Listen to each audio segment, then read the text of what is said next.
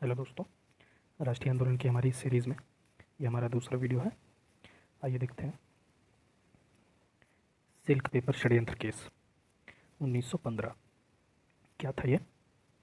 तो उबैदुल्ला सिंधी ने फ़ारसी भाषा में महमूद हसन को कुछ पत्र लिखे थे जिन्हें पकड़ लिया गया था।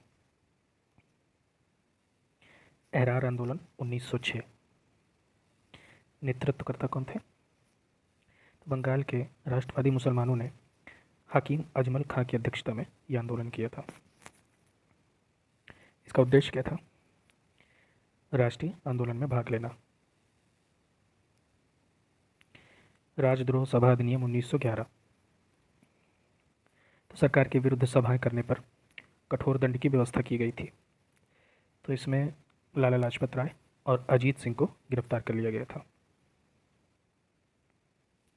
शोर कमेटी, जिसे हम लोग तटीय समिति भी कहते हैं, इसका उद्देश्य क्या था? ये जो गठित की गई थी तो ये यात्रियों के अधिकार के लिए थी।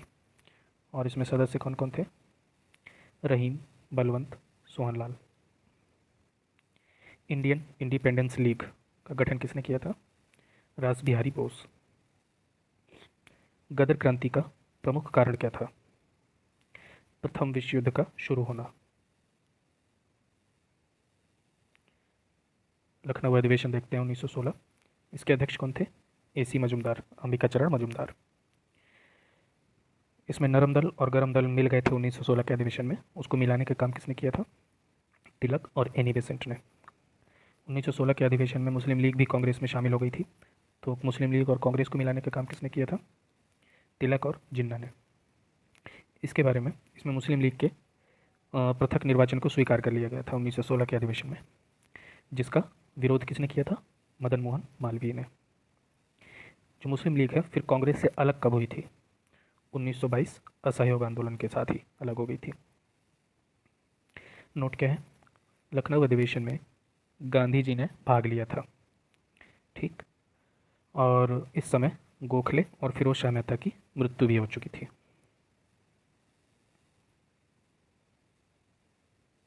होम रूल लीग आंदोलन 1916 ये देखते हैं। तो सर्वप्रथम आयरलैंड के नेता रेडमंड ने इसे शुरू किया था आयरलैंड में। फिर भारत में इसको तिलक और एनी बेसेंट लेके आए थे। तो दोनों का अलग अलग देखते हैं। तिलक का होम रूल लीग 28 अप्रैल 1916 पूना में गठित हुआ था। इसके अध्यक्ष कौन थे? Joseph Baptista. और सचिव कौन थे? NC केलकर। सदस्य GS Khaparde, BS Moonje, RP करंडीकर। तिलक का जो होम रूल लीग था उसका प्रभाव क्षेत्र कहाँ कहाँ पे था? महाराष्ट्र में, पूरे महाराष्ट्र में था, लेकिन बम्बई को छोड़कर। फिर कर्नाटक, मध्य प्रांत और बरार। तिलक ने कौन कौन से पत्र निकाले थे इस समय? केसरी और मराठा। होम रूल लीग का उद्देश्य क्या था? स्वराज को प्राप्त करके उत्तरदायी शासन की स्थापना करना। फिर एनी बेसेंट का all India home rule league देख लेते हैं। सितंबर 1916 मद्रास। इसके सचिव कौन थे? George Arundale. और सदस्य सुब्रमण्यम अय्यर, मोतीलाल नेहरू और TB सप्रू। एनी बेसेंट के पत्र कौन से थे जो निकाले गए थे? कॉमनवेल्थ और न्यू इंडिया। एनी बेसेंट ने किस अधिवेशन की अध्यक्षता की थी कांग्रेस के? 1917 कलकत्ता अधिवेशन। इसी अधिवेशन में एनी बेसेंट ने एक कथन कहा था। क्या था वो? कि भारत अब अनुग्रहों के लिए घुटनों पर नहीं बल्कि अधिकारों के लिए पैरों पर खड़ा है। तिलक और एनी बेसेंट का जो लीग था उसका विलय कब हुआ एक साथ? तो कभी नहीं हुआ, कभी विलय नहीं हुआ दोनों के होम रूल लीग का, ठीक। इसका कारण क्या था? इसका कारण ये था कि एनी बेसेंट ने कहा था कि उनके जो कुछ समर्थक हैं वो मुझे पसंद नहीं करते और मेरे कुछ समर्थक हैं जो उन्हें पसंद नहीं करते, इसीलिए ये मतलब दोनों का विलय पॉसिबल नहीं था। लेकिन मेरे और उनके बीच में कोई झगड़ा नहीं है। होम रूल लीग भारत में कब काफ़ी प्रचलित हुआ? प्रथम विश्व युद्ध के दौरान। होम रूल लीग की व्याख्या सर्वप्रथम किसने की थी? एनी बेसेंट ने। कब? 1914 को अपने पत्र कॉमनवेल्थ में, ठीक है। और क्या कहा था इसमें उन्होंने? कि धार्मिक स्वतंत्रता, राष्ट्रीय शिक्षा, सामाजिक और राजनीतिक सुधारों की बात कही थी उन्होंने। तिलक और एनी बेसेंट की लीग में अंतर क्या था? तो जो एनी बेसेंट का होम रूल लीग था वो बहुत ढीला था। क्यों? क्योंकि इसमें कोई भी 3 लोग मिलकर कहीं पे भी शाखा खोल सकते थे, लेकिन तिलक के होम रूल लीग में ऐसा था नहीं। फेबियन आंदोलन 1847 से 1933 किसने चलाया था? एनी बेसेंट ने। All India home rule league का जो अध्यक्ष है गांधी जी को कब बनाया गया था? अप्रैल 1920 में। इसी समय गांधी जी ने इसका नाम बदलकर स्वराज सभा रख दिया था। अब देखते हैं हम लोग रॉलेट एक्ट 1919। इसके उपनाम क्या क्या है? क्रांतिकारी तथा अराजकतावादी अधिनियम, काला कानून, बिना अपील, बिना वकील तथा बिना दलील का मुकदमा। रॉलेट एक्ट के अध्यक्ष कौन थे? Sydney Rowlatt. ठीक है, इसमें क्या प्रावधान किए गए थे कि ये क्रांतिकारी गतिविधियों पर अंकुश लगाने के लिए लाया गया था। इसमें डीएम के पास ये पावर थी कि वो किसी भी क्रांतिकारी को गिरफ्तार कर सकता था। अगर उसको शक भी है कि ये क्रांतिकारी है तो गिरफ्तार कर सकता था वो। इसका विरोध होने लगा चारों तरफ रॉलेट एक्ट का। ठीक है, फिर इसके विरोध में क्या हुआ? 30 मार्च को भारत बंद की घोषणा की गई थी, लेकिन कुछ कारणों की वजह से फिर ये डेट बदल के 6 अप्रैल कर दिया गया।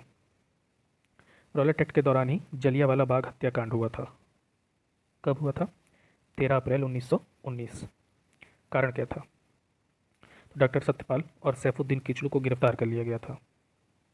इन्हीं की रिहाई के लिए अमृतसर के जलियांवाला बाग में एक सभा का आयोजन किया गया था। ठीक है, हंसराज नाम का जो व्यक्ति था वो उस समय सभा को संबोधित कर रहा था। इसी समय जनरल आर डायर वहाँ पहुँच जाते हैं और लोगों के ऊपर गोलियाँ चला देते हैं, जिसमें काफ़ी लोग मारे जाते हैं।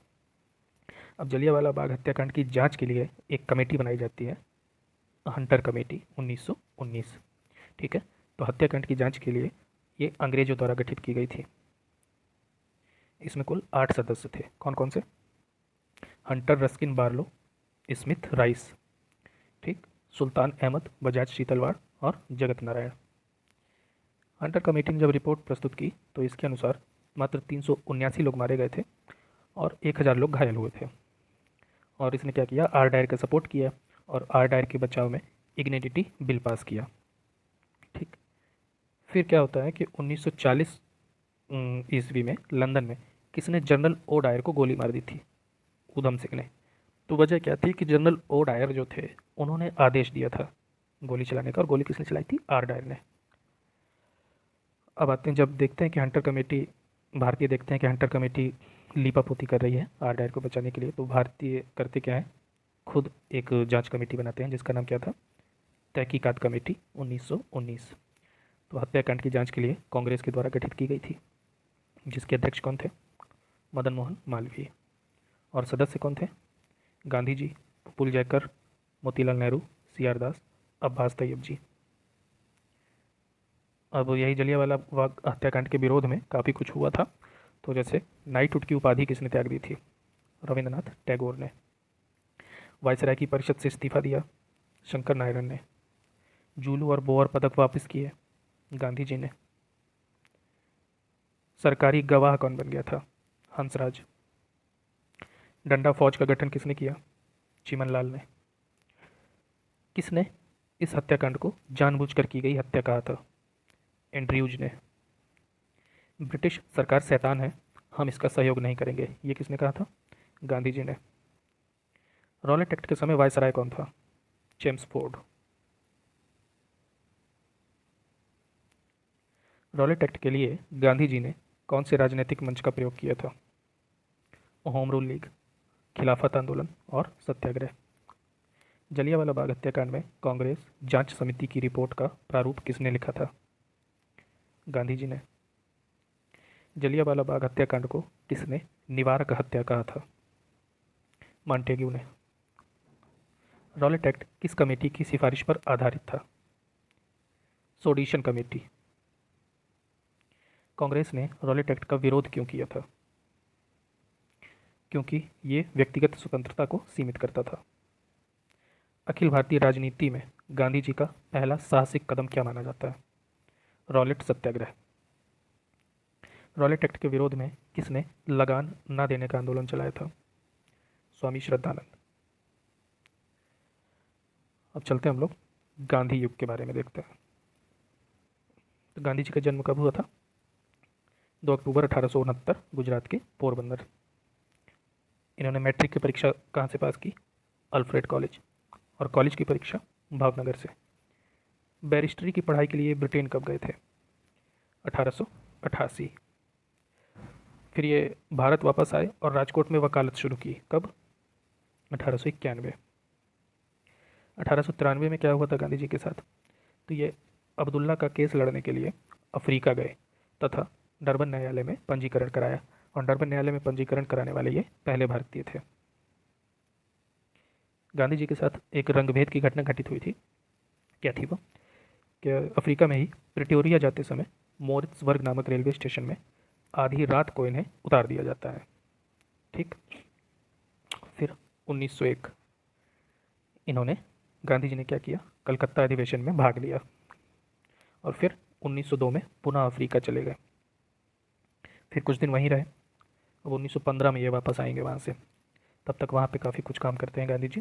जैसे अफ्रीका में नाम पंजीकरण के खिलाफ सत्याग्रह किया, कब? 1906 में। फिर गांधी जी ने अपनी किस पुस्तक में ब्रिटिश सरकार को बांझ और वेश्या कहा था? हिंद स्वराज। हिंद स्वराज की भाषा क्या थी? अंग्रेजी थी। गांधी जी द्वारा दक्षिण अफ्रीका में बनाए गए आश्रम कौन कौन से थे? फिनिक्स और टॉलस्टॉय। फिनिक्स कब बनाया था? 1904 में, और टॉलस्टॉय 1906 में। अब 1911 की घटना देखते हैं।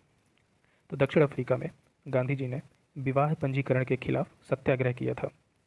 इसमें कस्तूरबा गांधी भी जेल चली गई थी।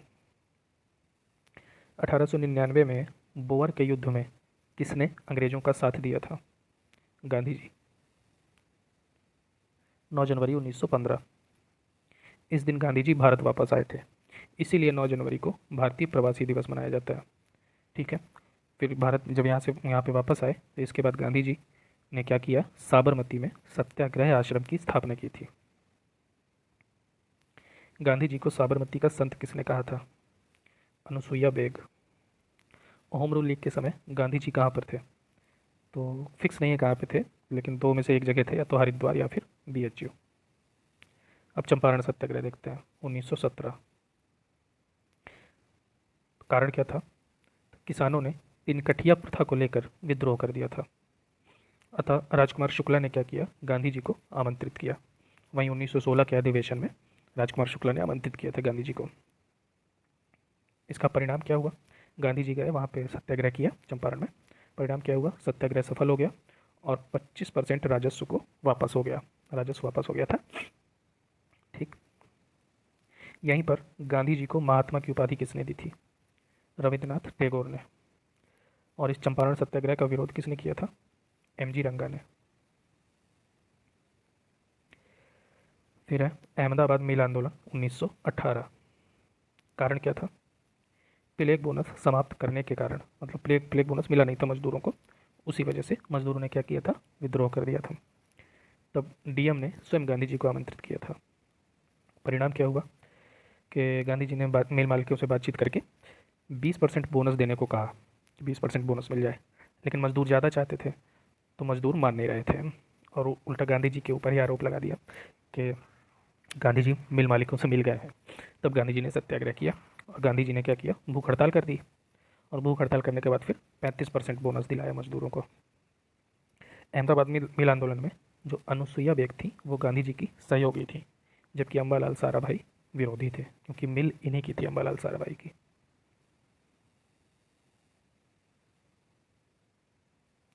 अब देखते हैं खेड़ा आंदोलन 1918। ये गांधी जी का क्या था? पहला किसान आंदोलन। कारण क्या था? अकाल और सूखा के बावजूद भी लगातार राजस्व वसूला जा रहा था। अतः मोहनलाल पांड्या ने क्या किया? गांधी जी को आमंत्रित किया यहाँ पे।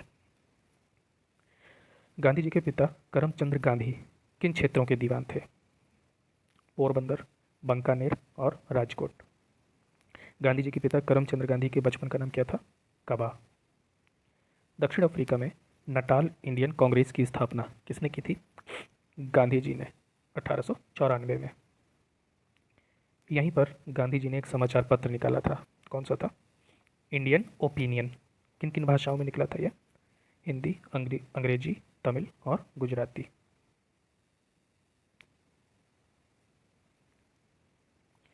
गांधी जी को दार्शनिक अराजकतावादी क्यों कहा जाता है?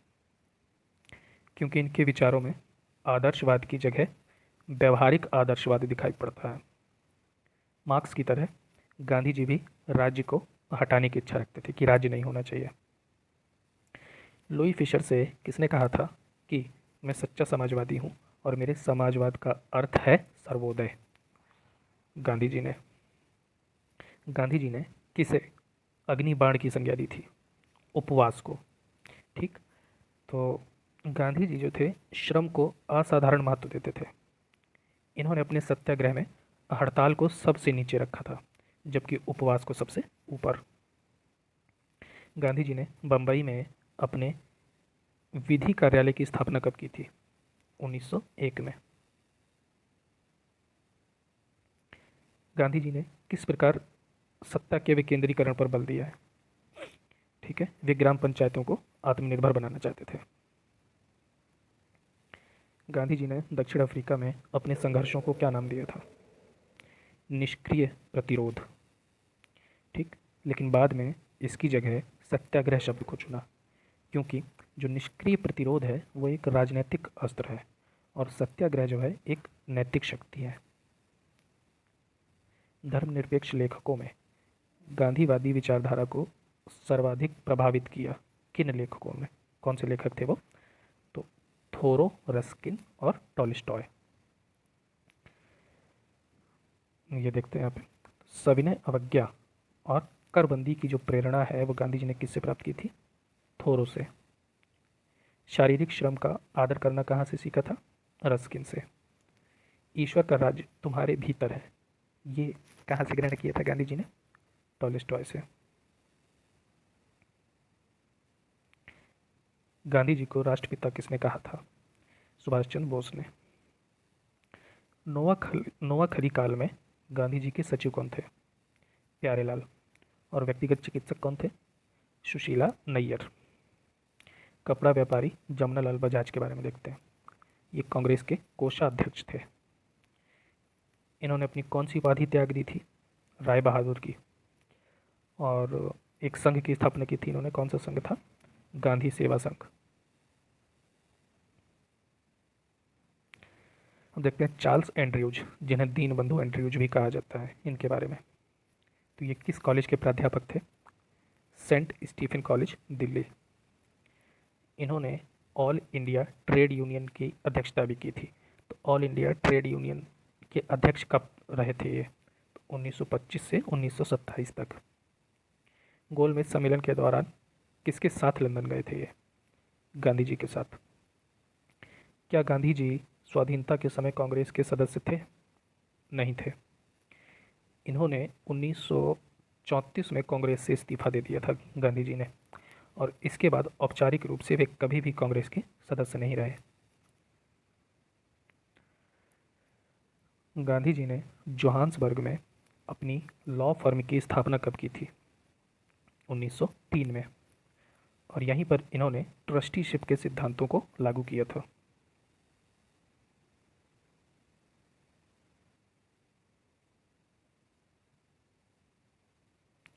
गांधी जी की हत्या कब हुई थी? 30 जनवरी 1948 को।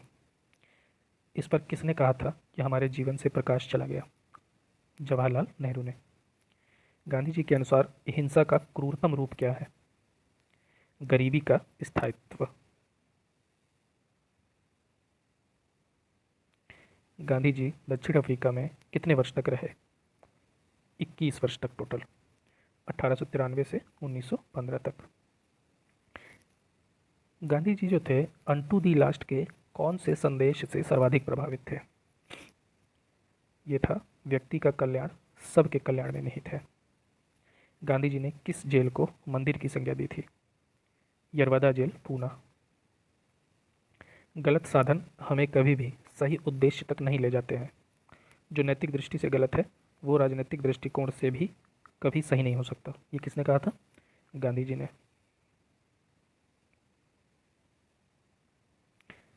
गांधी जी का पहला जन भाषण कहाँ पे दिया था गांधी जी ने? बनारस में। गांधी जी के अनुसार अछूतों का सामाजिक आर्थिक सुधार कैसे किया जा सकता है? उनके लिए कुटीर उद्योग स्थापित करके। गांधी जी के नवाचार का तात्पर्य क्या था? कम निवेश करके अधिक उत्पादन, वो भी अधिक लोगों के लिए। चंपारण कृषि जांच समिति के बारे में देखते हैं। इसके अध्यक्ष कौन थे? FG स्लाई और सचिव टेन्नर। सदस्य कौन कौन थे? रीड, गांधी, अदामी, रैनी, हरिप्रसाद। अब खिलाफत आंदोलन देख लेते हैं। खिलाफत आंदोलन 1919 से 1920। कारण क्या था? सेवर्स की संधि के तहत खलीफा के सारे अधिकार छीन लिए गए थे, जिस कारण मुसलमानों ने विद्रोह कर दिया। तो भारत में इस विद्रोह का नेतृत्व किसने किया था? हकीम अजमल खां, मोहम्मद अली और शौकत अली। कांग्रेस का समर्थन प्राप्त करने में महत्वपूर्ण भूमिका किसने निभाई थी? गांधी जी और तिलक ने। इसके तहत अखिल भारतीय खिलाफत कमेटी की स्थापना कहाँ पे की गई थी? दिल्ली में। और पहला खिलाफती किसे घोषित किया गया था? गांधी जी को। लोगों को एकत्र करने का काम जो चल रहा था खिलाफत आंदोलन के टाइम पे, तो क्या किया गया था लोगों को एकत्र करने के लिए? तो स्वामी श्रद्धानंद ने जामा मस्जिद से और सैफुद्दीन किचलू ने स्वर्ण मंदिर से लोगों को संबोधित किया था। इसके प्रचार प्रसार के लिए मोहम्मद अली का एक पत्र भी निकला था। कौन सा पत्र था वो? कामरेडो। परिणाम क्या हुआ? तुर्की का विभाजन करके कमाल पाशा को तुर्की का शासक बना दिया गया। इसने क्या किया? कमाल पाशा ने खलीफा के पद को ही समाप्त कर दिया, जिस कारण 1920 में यह आंदोलन भी समाप्त हो गया। किस अधिवेशन में खिलाफत आंदोलन को बढ़ावा मिला? 1919 का अमृतसर अधिवेशन। खिलाफत आंदोलन के दौरान अपनी हाजिक उल मुल्क की उपाधि किसने त्याग दी थी? हकीम अजमल खां। राष्ट्रवादी रहने के दौरान खिलाफत आंदोलन को स्वतंत्रता आंदोलन से जोड़ने का विरोध किसने किया था? मोहम्मद अली जिन्ना ने। 1920 के कलकत्ता अधिवेशन का मुख्य मुद्दा क्या था? जलियांवाला बाग हत्याकांड और खिलाफत आंदोलन। खिलाफत आंदोलन में कांग्रेस की भागीदारी का विरोध किसने किया था? मदन मोहन मालवीय ने। किसने गांधी जी के खिलाफत में शामिल होने का विरोध किया था और गांधी जी को सावधान किया था कि वो मुस्लिम नेताओं के कट्टरपन को प्रोत्साहित न करें? जिन्ना ने। 1920 की खिलाफत कमेटी की सभा कहाँ पर हुई थी? इलाहाबाद में। एचिंसन ने किस घटना के बारे में कहा था कि इस मिसाल में हम मुसलमानों को हिंदुओं से भिड़ा नहीं पाए? खिलाफत और असहयोग आंदोलन। मोपला विद्रोह किसकी शाखा थी? खिलाफत आंदोलन की।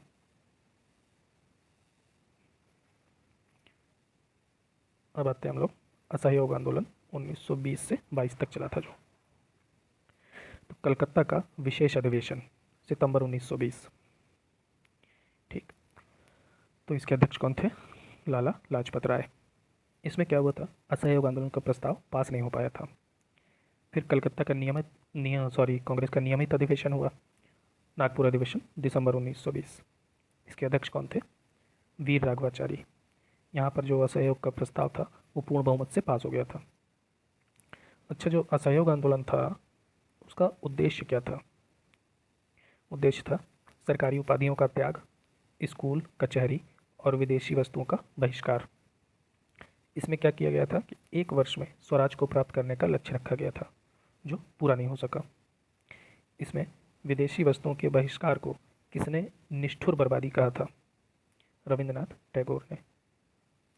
असहयोग आंदोलन के दौरान 1920 में कौन से विद्यालयों की स्थापना की गई थी? काशी विद्यापीठ, बिहार और गुजरात विद्यापीठ। काशी बिहार गुजरात विद्यापीठ। जामिया इस्लामिया यूनिवर्सिटी के संस्थापक कौन थे? जाकिर हुसैन। कलकत्ता नेशनल कॉलेज का प्रधानाचार्य किसे बनाया गया? सुभाष चंद्र बोस। अच्छा, असहयोग आंदोलन के दौरान मद्य निषेध काफ़ी फेमस हुआ था। ये मतलब क्या था? तो होता क्या है कि असहयोग आंदोलन में मद्य निषेध को शामिल नहीं किया गया था, मतलब जो शराब बंदी होती है उसको शामिल नहीं किया गया था। लेकिन फिर भी बिहार की महिलाओं ने क्या किया कि दुकानों के बाहर धरना प्रदर्शन किया, जिस कारण कई सारी शराब की दुकानें बंद हो गई थी। असहयोग आंदोलन के दौरान अंग्रेज़ों ने सबसे पहले किसको गिरफ्तार किया था? मोहम्मद अली को। फिर असहयोग आंदोलन के टाइम पे ये घटना घटित हो जाती है जिसे हम लोग कहते हैं चौरी चौरा हत्याकांड। कब हुआ था? 4 फरवरी 1922। घटना क्या थी ये? गोरखपुर में चौरी चौरा थाने को क्या किया, उग्र भीड़ ने जला दिया था, जिसमें 22 पुलिसकर्मी मारे गए थे। बाबा राघव दास ने बारदौली में इसकी जानकारी गांधी जी को दी। तब गांधी जी ने वहीं से असहयोग आंदोलन वापस ले लिया था। ठीक, तो जब असहयोग आंदोलन वापस लिया गांधी जी ने, तो इसकी आलोचना किसने की थी? मोतीलाल नेहरू, सी आर दास, एनी बेसेंट, सुभाष चंद्र बोस।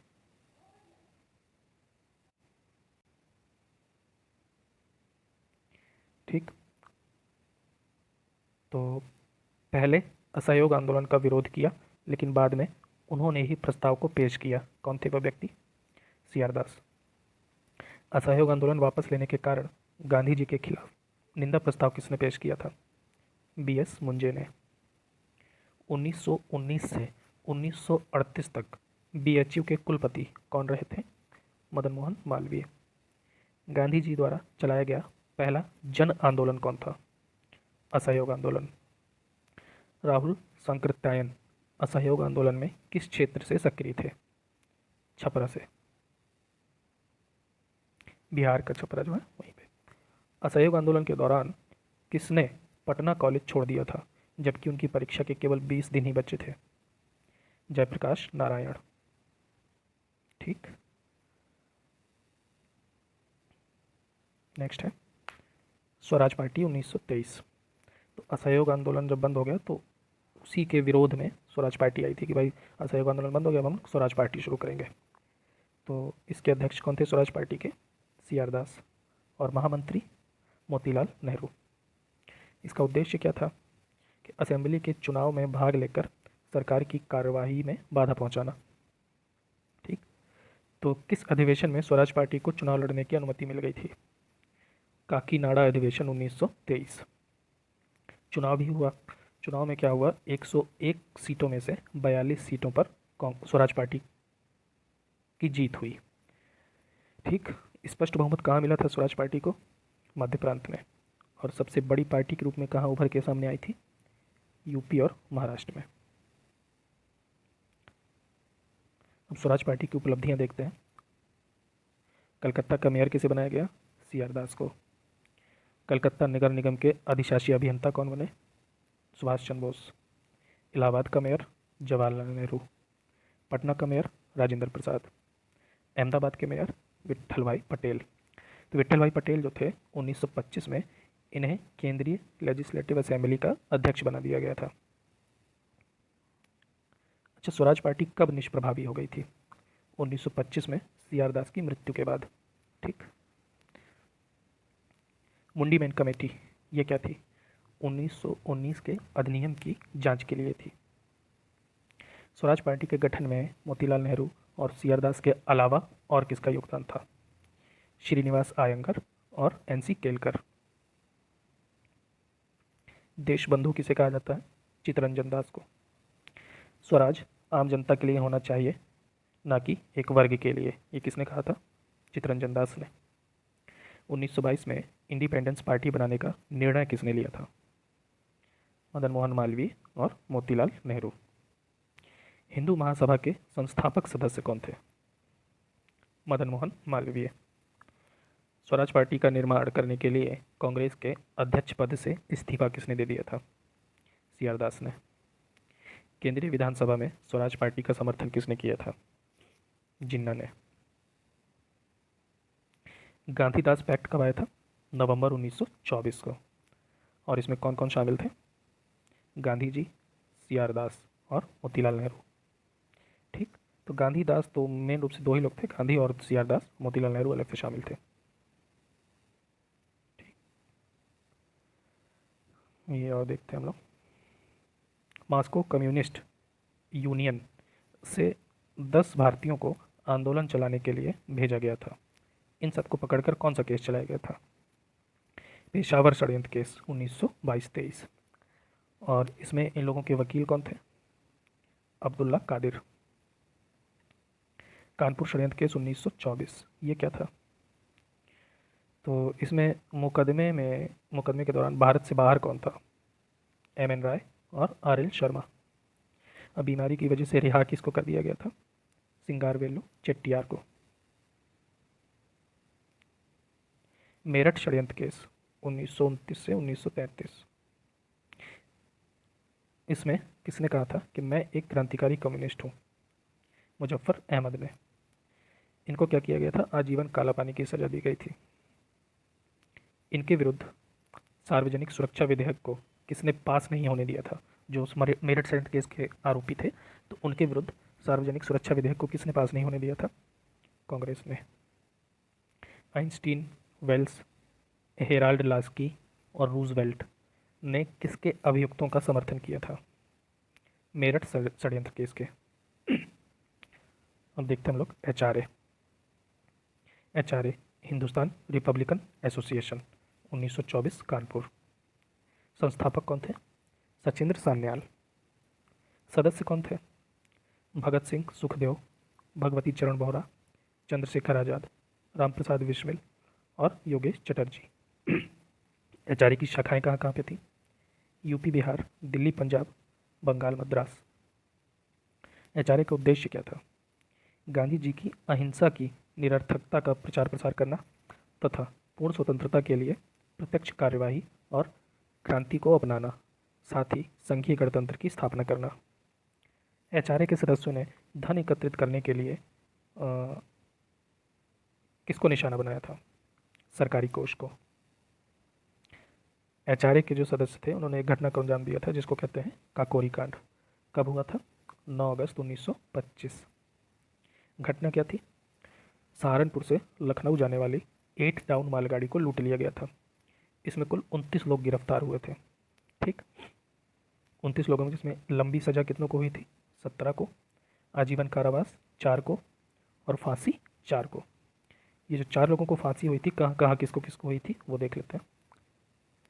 रामप्रसाद बिस्मिल को गोरखपुर में, अशफाकुल्ला खां को फैजाबाद, रोशनलाल इलाहाबाद, राजेंद्र लाहड़ी गोंडा।